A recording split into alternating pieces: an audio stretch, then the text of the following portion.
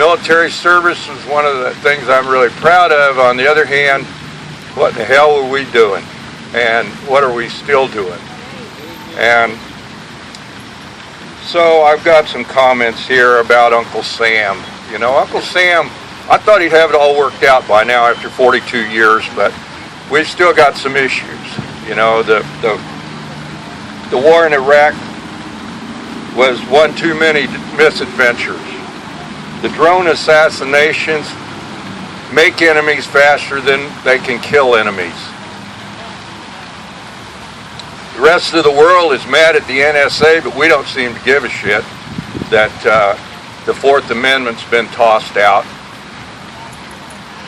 Neo-Confederates are so interested in making Obama look bad that they would deny health care to every American they could. And meanwhile, the paper's telling us how good it is when a foreign country buys AMC, or Sprint, Budweiser, and so forth. It seems like there's a race to self-destruction. This week, my buddy came in the restaurant. He's 85 years old, and he was bragging about how he had recycled, that is, crushed out, a load of steel scaffolding. I said, well, I wanted to buy that. How are we going to build things when we're crushing out stuff, when we're throwing away stuff? And if other countries own our means of production, what does that make us? A colony? We used to try, we already came from that. Didn't work out the last time. And our imperialism has always been wrong, but why would we want to go from being an imperialist to being a colony of somebody else? Doesn't make sense to me. We need to build, Uncle Sam, in a constructive way. And that's what I really wanted to emphasize here, is building. No more adventurous wars which enrich private contractors. Remember, Eisenhower warned us about the military-industrial complex in 1960. Boy, was he saw the future in spades. You know, why is that worthless fighter jet got to be planned? And made? Because it enriches private contractors. We need to stop using private contractors for military matters. We need to end all arms aid abroad. Why are we sending guns overseas? Half the time they get turned around and aimed back at our own guys. We need to end assassinations.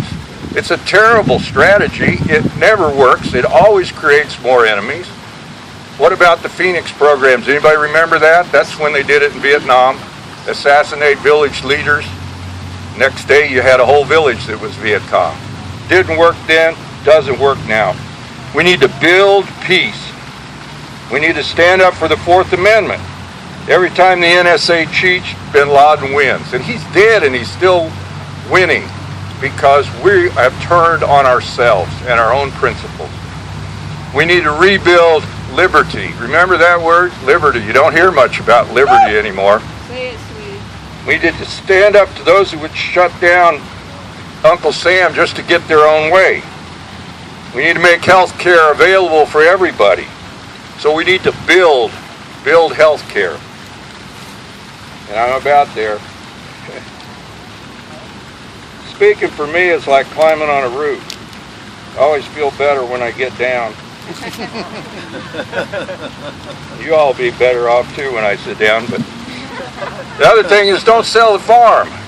Why would we sell the fracking rights to blow up the rocks in the United States to anybody, especially foreign people? Why would we sell out our corporations? Why are we selling out scaffolding?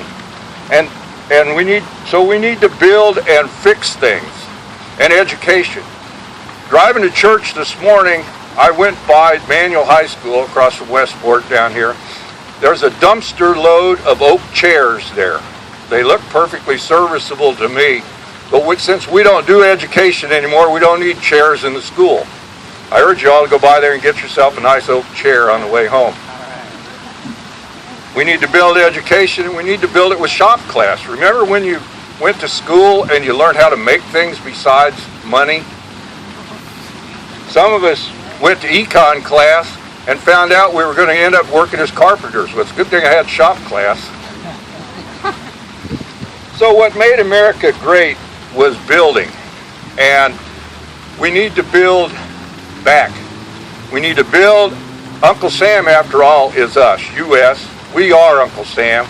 We need to build up Uncle Sam, but in a positive way. May God bless you all, and may God help Uncle Sam to do right so that on Veterans Day we don't have that angst. We can feel like, yeah, yeah. God bless y'all.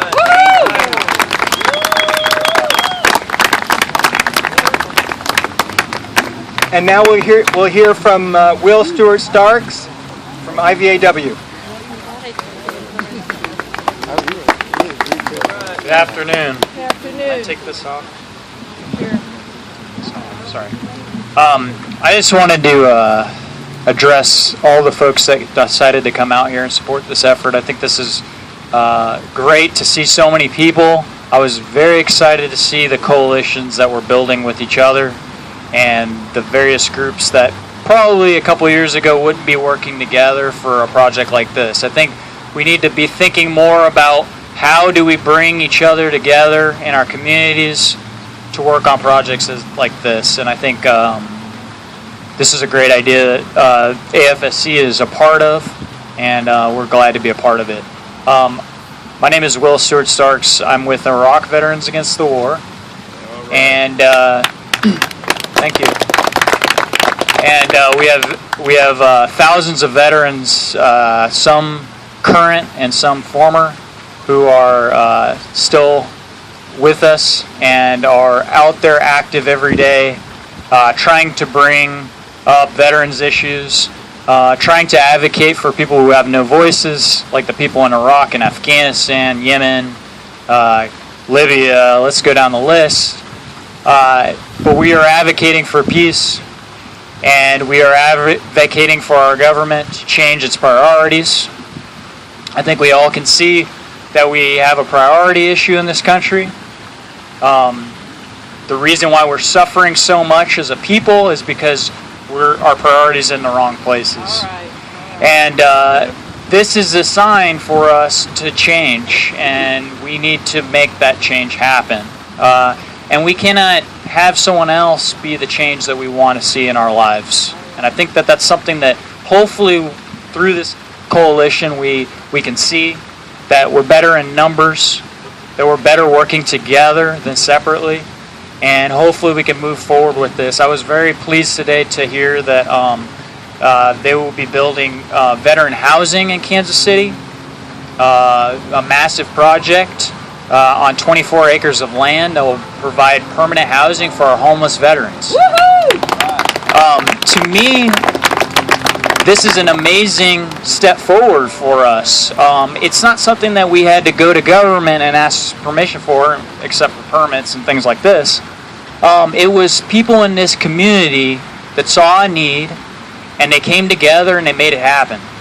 And we need more of that. We have to stop expecting change to come from people who have never given us change. I mean, remember Vietnam? I mean, the same people that are involved in deploying us into Iraq and Afghanistan were the same people that were involved in getting us into Vietnam. And some of them are, our Secretary of State and things like this. We just have to recognize that we can't get the solutions to our problems through these people. And I would really challenge us to do more events like this where we're meeting the homeless community, we're meeting the people that are suffering in our own country, but we're also educating people about the people in other countries who are probably experiencing much worse.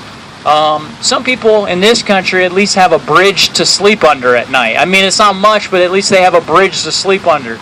Imagine you're in Afghanistan or Iraq, and America has blown up all the bridges in your country. Where are you going to sleep? In the rubble? If you're still awake, I mean, you might be dead. So let's consider those things as well. We have to have compassion for one another, but we also have to have compassion for the folks that we might be thousands of miles away from. So our government has a vested interest in them. Might be advantageous for us to have a similar interest in them and push back. So I just want to thank Ira for setting this up. AFSC, the Artist Coalition that I saw here, it was great to see them. Veterans for Peace, and the Salvation Army. My sister works for Salvation Army in California. It's really great to see you guys out here, and I hope everyone who needs shoes can find shoes, and we can do more service projects like this. So stay in the fight. Let's continue to be creative and come up with more ways that we can influence our community. Thank you.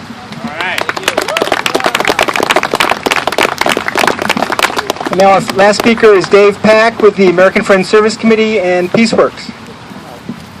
Thanks, Ira. Glad to see you all here today. I serve as the clerk of the program committee for the American Friends Service Committee, of which Ira is the paid program coordinator. I hope you realize how lucky we are to have an American Friends Service Committee office in Kansas City. It has about a $90,000 budget. Only 10 to 15,000 of that is raised here. The rest of it comes down to us from the higher levels of the AFSC, which has a national office in Philadelphia and a regional office in Chicago. So we are blessed to have Ira with us. He's been in this position for over 25 years. And is so dedicated that it's unbelievable. The only other comment I want to make today is about the symbolism of this event, turning combat boots into plowshares, taking these boots and giving them to homeless in Kansas City. This is symbolic of what we need to have happen in this country, and somebody previously spoke about priorities. We need to move our money away from excessive military spending and counterproductive spending. Our poverty rate is the highest it's been in 2 generations. We have 1 in 4 children in poverty in 2012. Many Americans have jobs that don't pay a living wage.